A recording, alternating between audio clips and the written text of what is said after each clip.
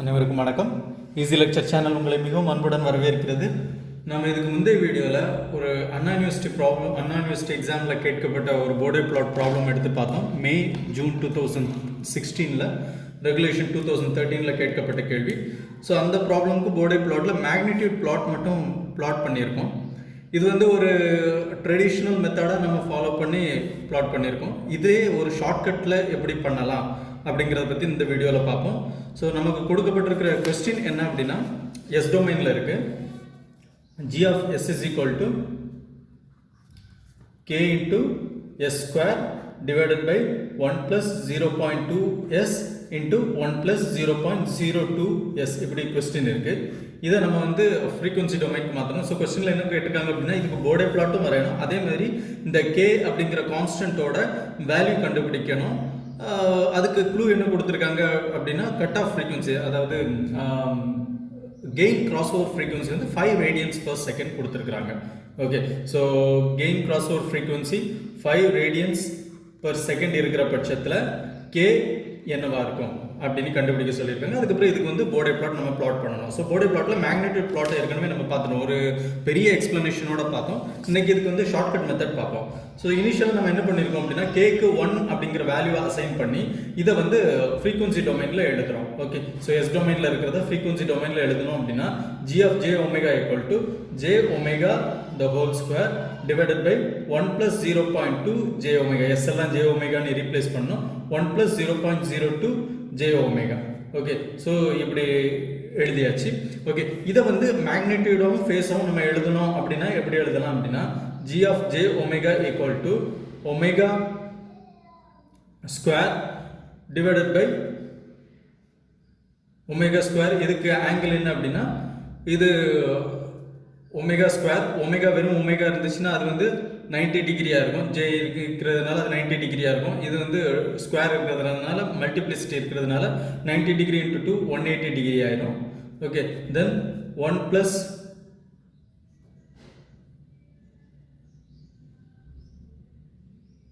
so root of 1 square plus 0.2 omega the whole square.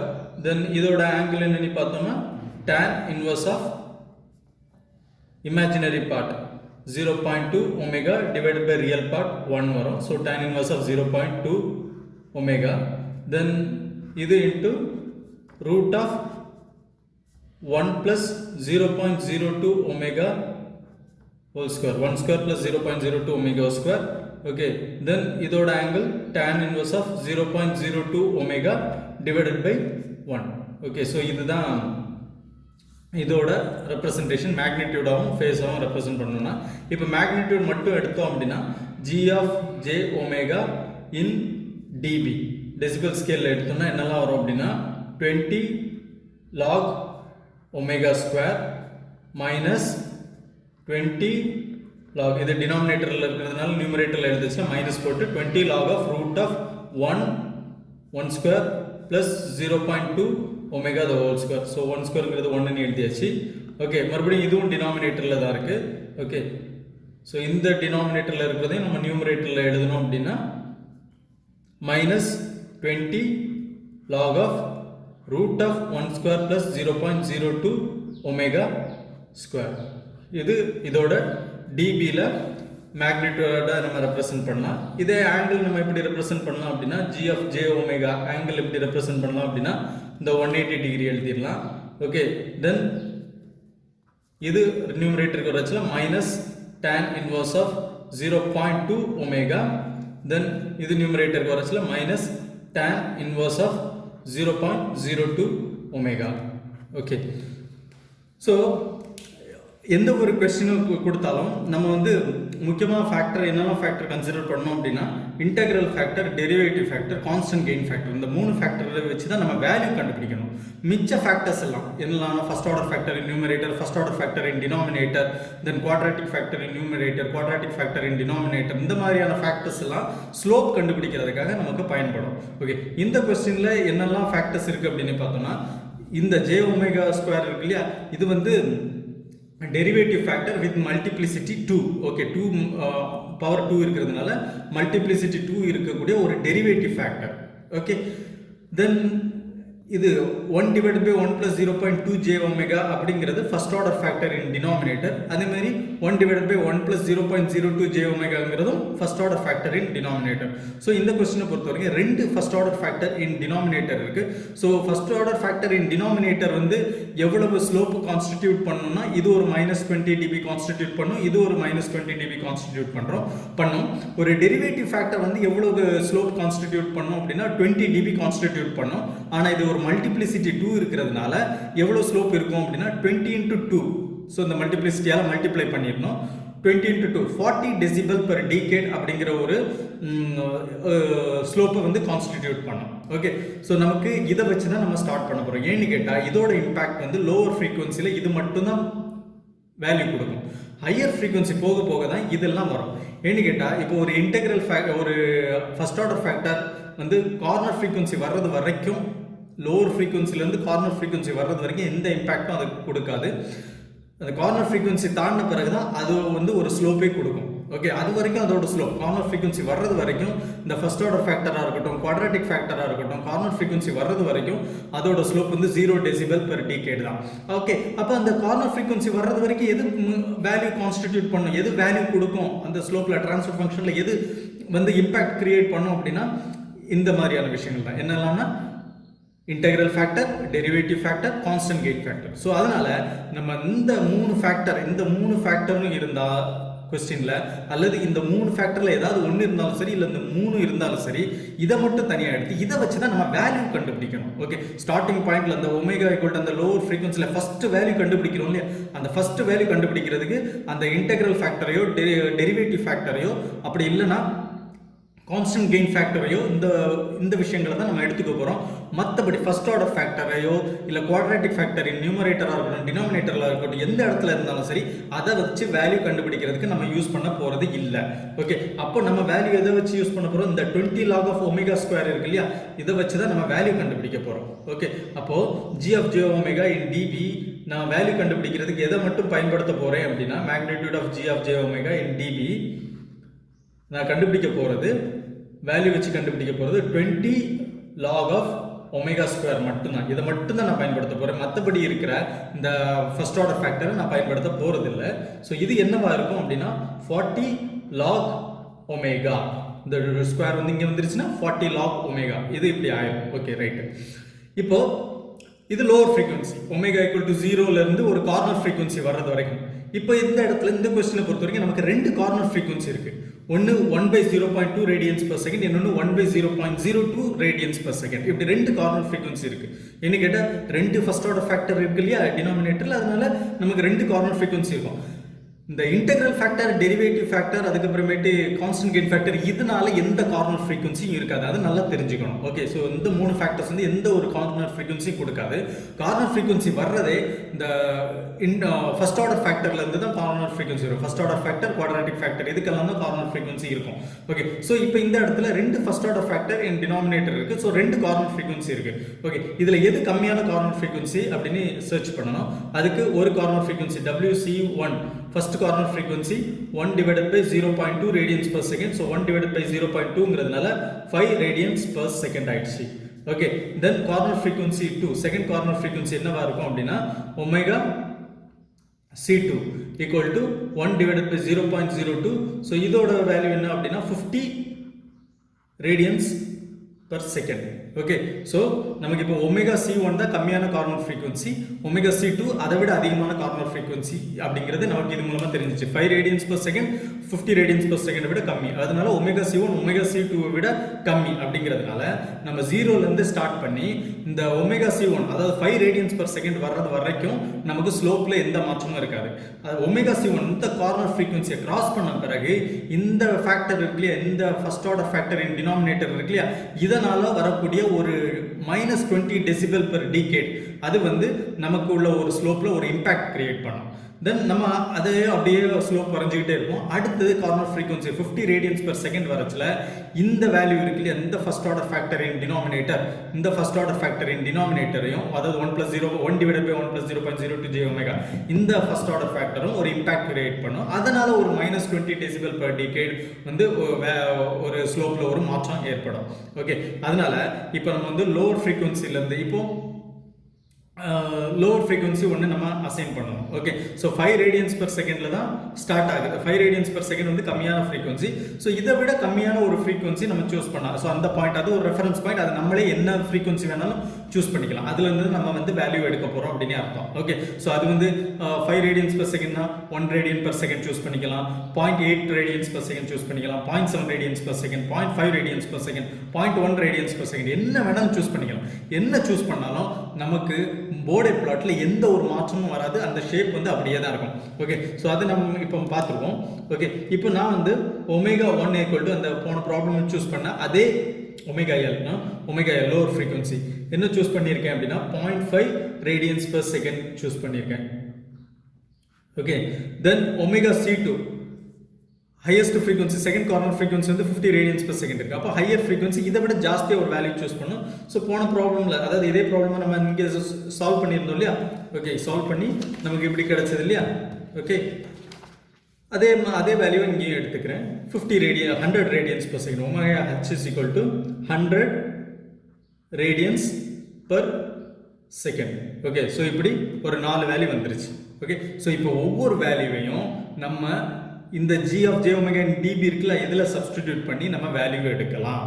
ஆனால் இதை அப்படியே சப்ஸ்டிடியூட் பண்ணோம்னா என்ன ஆகும், இதுவும் ஒரு வேல்யூ கொடுக்கும், இதுவும் ஒரு வேல்யூ கொடுக்கும், இதுவும் ஒரு வேல்யூ கொடுக்கும். அப்போ நமக்கு வந்து கரெக்டான வேல்யூ கிடைக்காது.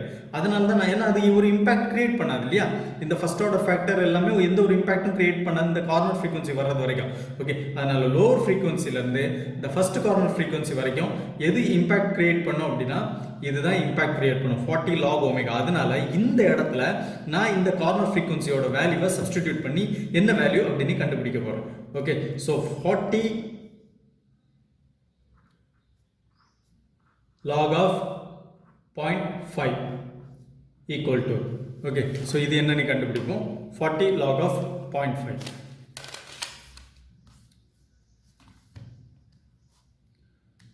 40 log of 0.5 minus 12.04, so minus 12 dB எடுத்துக்கலாம். Okay, minus 12.04. ஓகே, வேல்யூ கரெக்டாக வந்துருச்சு. ஓகே, ஸோ இது வந்து நேரத்தை பார்த்தது தான். ஓகே, இந்த ஒரு வேல்யூ கண்டுபிடிச்சா போதும். இதுக்கப்புறமேட்டு ஒரு ஃபார்முலாலாம் இருந்தது, நம்ம அது இந்த மெத்தடில் ட்ரெடிஷ்னல் மெத்தடில் சால்வ் பண்ணிச்சுல அந்த ஃபார்முலாலாம் யூஸ் பண்ணோம். Change in slope from ω/C2 to ω/C1 into log ω/C2 divided by ω/C1 plus gain in previous frequency அப்படிங்கிற மாதிரியான ஃபார்முலா யூஸ் பண்ணோம்.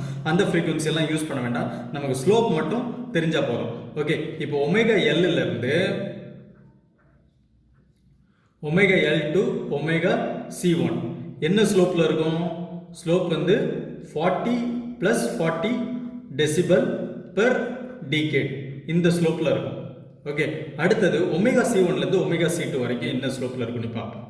ω/C1 இருந்து ω/C2 வரைக்கும் என்ன ஸ்லோப்ல இருக்கும் அப்படின்னா இது ஒரு -20 டெசிபல். எது, ω/C1 கார்னர் ஃப்ரீக்வன்சியை கிராஸ் பண்ணிடுச்சு. இந்த first corner frequency 5 radians per second இதோட வேல்யூனா ஃபர்ஸ்ட் ஆர்டர் ஃபேக்டர், அதாவது இந்த first order factor in denominator இருக்கு இல்லையா, இது வந்து ஒரு இம்பாக்ட் கிரியேட் பண்ணுது. இது வந்து என்ன இம்பாக்ட் கிரியேட் பண்ணுதுன்னா ஸ்லோப்பை வந்து -20 டெசிபல் பெர் டிகேடா குறைக்குது. ஓகே, ஸோ ஏற்கனவே 40 டெசிபல் பெர் டிகேட்ல நமக்கு ஸ்லோப் இருக்கு.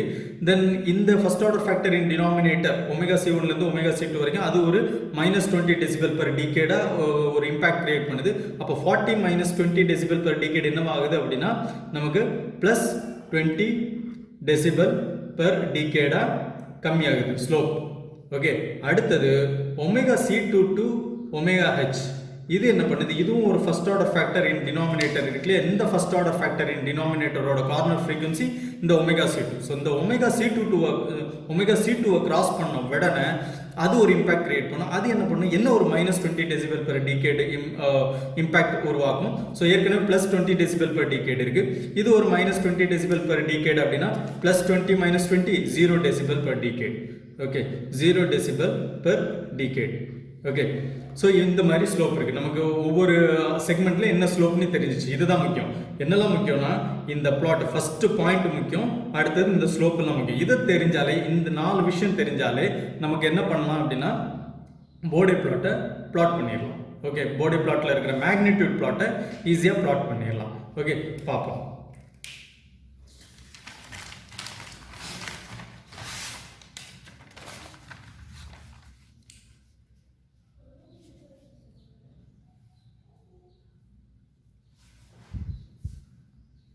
ஸோ இது ஸ்கேலிங் பண்ணிடுறோம். ஒய் ஆக்சிஸில் என்ன இருக்குது, நமக்கு மேக்னிடியூட் இன் டிபி எடுத்துக்கணும். ஓகே, நல்லா கவனிச்சுக்கணும். இங்கேயும் டிபி இருக்குது, மேக்னிடியூடையும் நம்ம டிபின்னு சொல்லணும். இதுவும் டிபின்னு சொல்கிறோம், அப்படி தானே? ஓகே, இதையும் டிபின்னு சொல்கிறோம். இது மேக்னிடியூட் டிபி, ஸ்லோப்பர் டிபி பெர் டிகேட். ஓகே, டிகேட்னா என்ன அப்படின்னா 1லேருந்து இந்த 10 வரைக்கும். இது 1ன்னு எடுத்தோன்னா இது 10 ஆகும், இது 100 ஆகும், இது 1000 ஆகும், இது 10,000 ஆகும். அது 1, இது 10, 1 2 3 10 20 30 40 100 200 300 400 அப்படியே போய் 1000 2000 3000 4000 அப்படியே போய் இது 10,000 அப்படியே போய் 20,000. ஸோ இது எல்லாமே ஒவ்வொரு டிகேட். 1லேருந்து 10 வரைக்கும் ஒரு டிகேட் தான், 2லேருந்து 20 வரைக்கும் ஒரு டிகேட் தான், 3லேருந்து 30 வரைக்கும் ஒரு டிகேட் தான், 4லேருந்து 40 வரைக்கும் டிகேட் தான். ஸோ இந்த டிகேட்டில் அது என்ன ஸ்லோப்பில் இருக்குது அப்படிங்கிற சொல்கிறது தான் அந்த டெசிபல் பெர் டிகேட்னு மென்ஷன் பண்ணக்கூடிய ஸ்லோப். மற்றபடி ஒய் ஆக்சிஸில் இருக்கிறது நமக்கு மேக்னிடியூட், அது வெறும் டெசிபல் அப்படின்னு தான் சொல்லுவோம். ஓகே, ஸோ நமக்கு டெசிபல் எதுலேருந்து ஸ்டார்ட் பண்ணுறோம் அப்படின்னா 50லேருந்து ஸ்டார்ட் பண்ணுறோம். ஓகே, ஸோ இது 50, இது 40, இது 30, இது 20, இது 10, இது 0, இது -10, இது -20. ஓகே, எப்படி இருக்குது? தென் இது 0.1 இருந்து ஸ்டார்ட் பண்ணுறோம். இது 0.2 0.3 0.4. நமக்கு ஒரு கார்னர் ஃப்ரீக்வன்சி இதில் இருக்குது. 0.5ல் ஒரு கார்னர் ஃப்ரீக்வன்சி இருக்கா? இல்லை, நமக்கு லோவர் ஃப்ரீக்வன்சி 0.5ல் இருக்குது, அதை மென்ஷன் பண்ணிக்கிறோம். அப்புறம் 0.6 எல்லாம் வந்து இது 1 ஆயிடுது. 1லேருந்து இது 2 3 4 5க்கு போயிடுது. 5 ரேடியன்ஸ் பர் செகண்ட். இந்த 5 ரேடியன்ஸ் பர் செகண்டில் நமக்கு ஒரு கார்னர் ஃப்ரீக்வன்சி இருக்குது. தென் இது 10 ஆகுது. 10 20 30 40 50. இது 50 ஆகுது. 50. ஓகே, ஸோ இது 10 20 30 40 50. 50ல் நமக்கு ஒரு கார்னர் ஃப்ரீக்வன்சி இருக்குது. ஸோ 0.5 நம்ம எடுத்துருக்கிறோம். 5 கொஸ்டின்லேருந்து டிரைவ் ஆச்சு, 50யும் கொஸ்டின்லேருந்து டிரைவ் ஆச்சு. அப்புறம் 50 அப்படியே போய் 100 ரேடியன்ஸ் பர் செகண்ட், இதுவும் நம்ம எடுத்துருக்கிறோம். ஓகே, ஸோ 4 வேல்யூ வந்துருச்சு. இது ஒமேகா எல் லோவர் ஃப்ரீக்வன்சி, இது omega C1 first corner frequency, omega C2 second corner frequency, இது ஒமேகா H, இது நம்ம எடுத்துருக்கோம். ஸோ இது ஒமேகா எல் 0.5 தான் எடுக்கணுமா? இல்லை, 0.1 எடுக்கலாம், எந்த ஒரு பிரச்சனையும் வராது. அதை நான் இந்த வீடியோவில் காமிச்சிடுறேன். ஓகே, ஸோ இது வந்து ஷார்ட்கட் டெக்னிக். பட் நிறைய விஷயங்கள் வந்து கிளாரிஃபிகேஷனுக்காக சொல்கிறதுனால டைம் எடுக்கும். பட் நீங்கள் ஒரு தடவை இதை கிளியர் ஆகிடுச்சுன்னா எந்த மாதிரியான போர்டே பிளாட் வந்தாலும் ஈஸியாக சால்வ் பண்ணலாம். ஸோ போர்டே பிளாட்டுக்கு நமக்கு தெரிய வேண்டியது அந்த ஒமேகா எல்ங்கிறது என்ன எடுத்தோமோ அதில் நமக்கு கொஸ்டினில் இருக்கிற அந்த ஃபேக்டர்ஸ், இன்டெக்ரல் ஃபேக்டரோ டெரிவேட்டிவ் ஃபேக்டரோ இல்லை கான்ஸ்டன்ட் கெயின் ஃபேக்டரோ என்ன வந்துச்சோ அதில் வந்து அந்த ஃப்ரீக்வன்சியை சப்ஸ்டிடியூட் பண்ணி வேல்யூ, இந்த ஒரு வேல்யூ மட்டும் கண்டுபிடிச்சா போதும். ஓகே, இப்போ என்ன ஆகுது? 0.5க்கு -12 dB இந்த ஒரு வேல்யூ மட்டும் தான் நான் பிளாட் பண்ண போகிறேன். வேறு எதுக்கும் வேல்யூ கண்டுபிடிக்க போகிறது இல்லை. ஆனால் இதுக்கு முந்தைய மெத்தடில் நம்ம எல்லாத்துக்குமே வேல்யூ கண்டுபிடிச்சோம். ஓகே, 0.5 ரேடியன்ஸ் பர் செகண்ட்ல ஒரு வேல்யூ கண்டுபிடிச்சோம், 5 ரேடியன்ஸ் பர் செகண்ட்ல ஒரு வேல்யூ கண்டுபிடிச்சோம், 50 ரேடியன்ஸ் பர் செகண்ட்ல ஒரு வேல்யூ கண்டுபிடிச்சோம், 100 ரேடியன்ஸ் பர் செகண்ட்ல ஒரு வேல்யூ கண்டுபிடிச்சோம். ஓகே, அந்த மாதிரி இப்போ எதையுமே நம்ம பண்ண போகிறதில்ல. டைரெக்டாக நம்ம வந்து 0.5க்கு அந்த ஒரே ஒரு வேல்யூ மட்டும் என்ன பண்ணிடுறோம், நம்ம எழுதிடுறோம் -12 dB. ஓகே, ஸோ -12 dBனா எங்கே வரும்? இது -10 இருக்கா? ஸோ -12 -14 -16 -18 -20. அப்போ ஒரு யூனிட்டோட வேல்யூ சப் யூனிட்டோட வேல்யூ ஒரு 2 யூனிட்ஸில் போகுது. ஸோ இங்கே -12 இருக்கும். -10க்கு கீழே -12 இருக்கும். ஓகே, -12 dB வந்துருச்சு. ஓகே, தென் இந்த -12 dBலேருந்து நமக்கு இது என்னது? Omega L. ஒமேகா எல்லேருந்து ஒமேகா C1 வரைக்கும். ஒமேகா C1ங்கிறது என்னது? 5 radians per second. Omega C1 வரைக்கும் ஸ்லோப் எப்படி இருக்குது? 40 டெசிபல் பெர் டிகேட் இருக்குது. ஓகே, 40 டெசிபல் பெர் டிகேட் இருக்குது. ஓகே, ஸோ 0.5லேருந்து அடுத்த டிகேடுக்கு உள்ள பாயிண்ட் என்ன பண்ணா 50. ஓகே, ஸோ 50 என்ன இருக்குது? சாரி, 0.5லேருந்து 5. ஓகே, 5 தான் அடுத்த டீகேட். ஓகே, ஸோ 0.5 இங்கே இருக்குது. அடுத்த டீகேட் என்னென்னு பார்த்தோன்னா 5. ஓகே, இங்கே இருக்குல்ல 5 ரேடியன்ஸ் per செகண்ட் ஒய் ஆக்சிஸில் பார்க்கணும், சாரி எக்ஸ் ஆக்சிஸில் பார்க்கணும். இங்கே 0.5 ரேடியன்ஸ் per செகண்ட். அடுத்த டீகேட்னா 5 radians per second. So 5 radians per second இருக்குது. ஓகே, ஸோ 0.5 ரேடியன்ஸ் per செகண்டும் 5 ரேடியன்ஸ் per செகண்டில் இருக்கிற பாயிண்ட்டுக்கு இது எவ்வளவு ஸ்லோப் இருக்கணும் அப்படின்னா 40 டெசிபல் per டீகேட். ஸோ இது ஒரு டீகேட். இதில் ஹைட் அப்போ எவ்வளோ ரீச் ஆகணும் அப்படின்னா 40 அதிகமாக ரீச் ஆகணும். ஓகே, பாசிட்டிவ் சைடில் 40 ரீச் ஆகணும். அப்போ இங்கே ஏற்கனவே -12 இருக்குது. ஸோ இதை விட 40 அதிகமாக ரீச் ஆகணும் அப்படின்னா -12 + 40 போடணும். -12 + 40 இருந்தாலும் ஒன்று தான், 40 - 12 ஒன்று தான். 40 - 12 நமக்கு என்ன கிடைக்கும்? 28 dB கிடைக்கும். அந்த 28 dB பாயிண்ட்டை நான் இங்கே மார்க் பண்ணுறேன். எதுக்கு? இந்த 0.5லேருந்து அடுத்த டீகேடு வர்ற அந்த பாயிண்ட்டில் மார்க் பண்ணுறேன். அடுத்த டீகேட் 5 ரேடியன்ஸ் per செகண்டில் வந்துருக்கு. அது நம்ம 28 நம்ம கொண்டு வந்துடணும். ஓகே, ஸோ 20, இது 30 விட 2 யூனிட் கம்மி. ஸோ இது 28, இது 28 dB. ஓகே, வந்துருச்சா? குட். இப்போ இது 28 dB வந்துருச்சு. அப்புறம் ஒமேகா C1லேருந்து ஒமேகா C2 வரைக்கும் எவ்வளோ ஸ்லோப் இருக்குது அப்படின்னு பார்த்தோன்னா +20 டெசிபல் per டீகேட் இருக்குது. ஓகே, இப்போ 5 ரேடியன்ஸ் per செகண்ட் இருக்குது. இதுலேருந்து அடுத்த டீகேட் எங்கே இருக்குது? 50 ரேடியன்ஸ் per செகண்ட் இருக்குது. ஸோ இது ஒரு டீகேட். இந்த டீகேட்டில் ஸ்லோப் எவ்வளோ ரைஸ் ஆகிருக்கணும்? 20 dB ரைஸ் ஆகிருக்கணும். ஓகே, ஏற்கனவே 28 இருக்குது. அப்போ இதுலேருந்து ஒரு 20 dB ரைஸ் ஆகிருக்கணும் அப்படின்னா 28 dB + 20 48 dB. அப்போ இந்த இடத்துல வரச்சுல 48 dB வரணும். ஓகே, ஸோ இது 48 dB. ஓகே, அடுத்தது ஒமேகா C2லேருந்து ஒமேகா H வரைக்கும் ஸ்லோப் எவ்வளவு? 0 டெசிபல் per டீகேட் நீ கொடுக்கப்பட்டிருக்கு. ஸோ 0 டெசிபல் per டீகேட்னா அதே 48 dBயில் தான் இருக்கணும். ஓகே, ஸோ இதுவும் 48 dB தான். ஓகே, ஸோ இப்போ நம்ம வந்து ஸ்கேல் வச்சு இதை ஜாயின் பண்ணிடலாம். இது ஒரு டீகேட். இந்த டீகேட்டில் 40 டெசிபல் per டீகேட்டில் ஸ்லோப் இருக்குது. இது ஒரு டீகேட். இதில் +20. இது ஒரு டீகேட். இது ஒரு டீகேட் இல்லை. இதுலேருந்து 50லேருந்து 500 வரைக்கும் ஒரு டீகேட். ஓகே, 50லேருந்து 500 வரைக்கும் ஒரு டீகேட். இந்த டீகேட்டில் 0 டெசிபல் per டீகேட் அப்படிங்கிற ஒரு ஸ்லோப் இருக்குது. ஓகே, ஸோ இப்படி நம்ம மார்க் பண்ணிடலாம். ஓகே, ஸோ ஒரே ஒரு வேல்யூ மட்டும் தெரிஞ்சால் போதும். -12 dB அந்த ஃபஸ்ட்டு பாயிண்ட், ஃபஸ்ட்டு என்ன ஃப்ரீக்வன்சி ரேடியன்ஸ் per செகண்ட் என்ன எடுக்கிறோமோ அது மட்டும் தெரிஞ்சால் போதும், நம்ம ஈஸியாக பிளாட் பண்ணிடலாம். ஓகே, ஸோ நமக்கு போர்டை பிளாட் பண்ணுறதுக்கு தெரிஞ்சிக்க வேண்டிய விஷயம் இந்த விஷயம் தான். ஃபஸ்ட்டு பாயிண்டில் என்ன வேல்யூ, தென் ஒவ்வொரு செக்மெண்ட்லேயும் என்ன ஸ்லோப் இருக்குது அப்படிங்கிறது.